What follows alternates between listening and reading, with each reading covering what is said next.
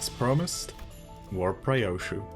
We grab our usual lineup of Zweisenklee and LCB Mersault for extra 20% damage reduction, LCB Gregor for 5 health per turn, and Warp Honglu for some extra speed. Now, Corp Ryoshu, that's another one.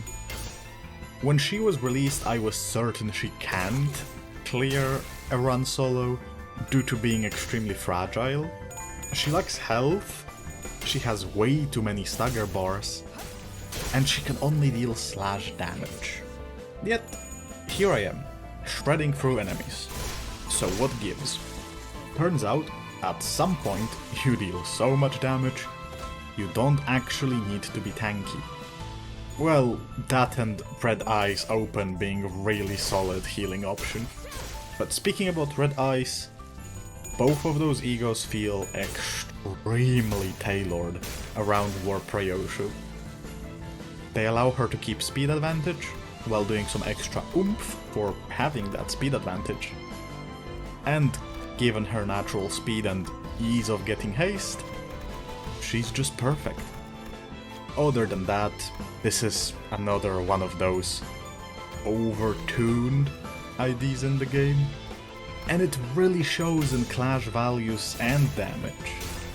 I mean, seriously, her skill 2 outrolls a lot of other IDs' skill 3s, let alone some egos.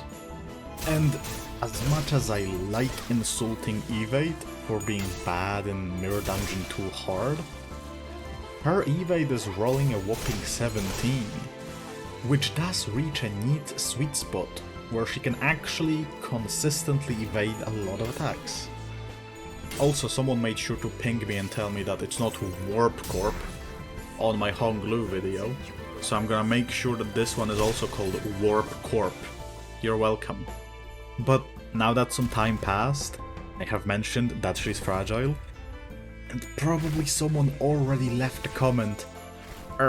Actually, she gets a shield if she kills with DDEDR. Yeah. No.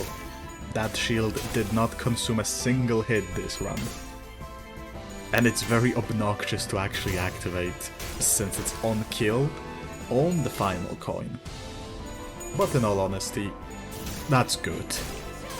Otherwise, she would be actually broken for solos. But similarly to what happened with Enclair, we are going through floors at a very rapid pace. So let's quickly go over what happened. In our first event node we got Prejudice, which to this day I still have no idea what it actually does. It never actually progged the healing effect for me. So if you do know, tell me how. Seriously, how did you learn it? Is it a mistranslation? Is it like not working? Is it a bug? I don't know. Ashes to Ashes followed right after, and with another slash weak node behind us, I almost reset the run when I seen a blunt boss node with no sin affinity. But I checked that it was G-Corp head manager, which I totally forgot existed. Well, I slaughtered him, got Lithograph, and our first shop gave us Voracious Hammer and Grimy Iron Stake. Both of which are cool. Nothing crazy for us, but can't really complain about them. For our passives, we went for LCB Rhodia for more damage, W Faust for more charge, and Blade Lineage Otis for more damage. And on floor 2, the run truly started. And almost ended because I'm stupid.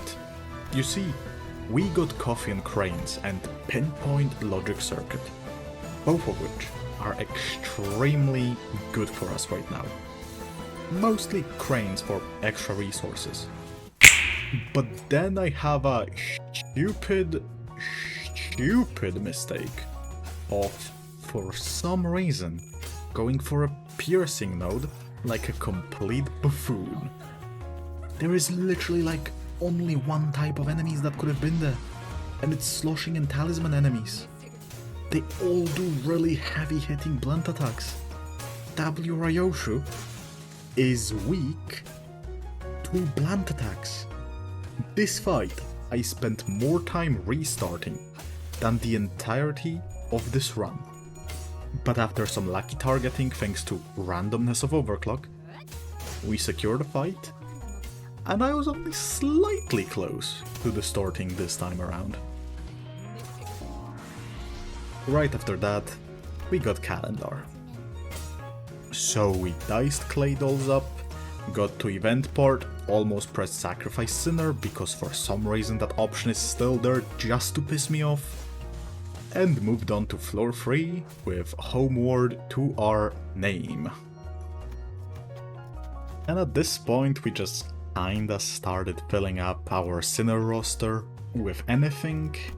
So we grabbed Shidon for extra slash damage, LCB Ishmael for extra conditional coin power, and LCB Sang because we don't want to keep our sanity low after using Ego, I guess.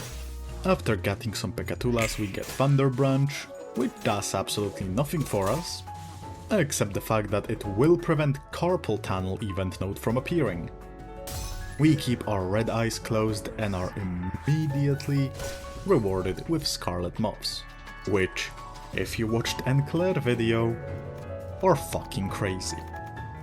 Then we left Ardormoth event, because I think I just didn't want to take damage. I have no idea what past me wanted to achieve by it, but we leave without it. The gift, thankfully, it would be useless to us regardless. And with that, on floor 3, we have more Inquisitors as a boss fight. But as it goes with Inquisitors, turn 1 is the hardest, and it's easy to restart from that point. Slice and dice, and once you start getting your hits in, reducing their instinct stacks, they're no problem.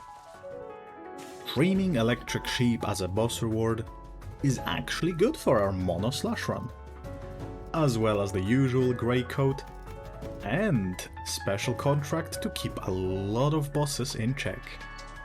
Additionally, we finally replace Warp Home Glue with Think Tank Home Glue, since now we can afford his passive for extra 20% damage. Speaking of affording passives, we also got Zipoliter, a bit late but welcome regardless, slash support with Talisman Bundle right after, and it opens up an, unfortunately, Ego Giftless Pekatula node. And with that, floor 4 boss. Fairy Longlegs, after seeing what we've done to Fairy Gentlemen with Enclair, came out to play. And by play I mean to be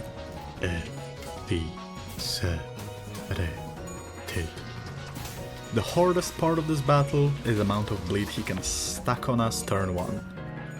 But with enough luck and some decent clashing, we managed to set our ego passives and completely destroy him.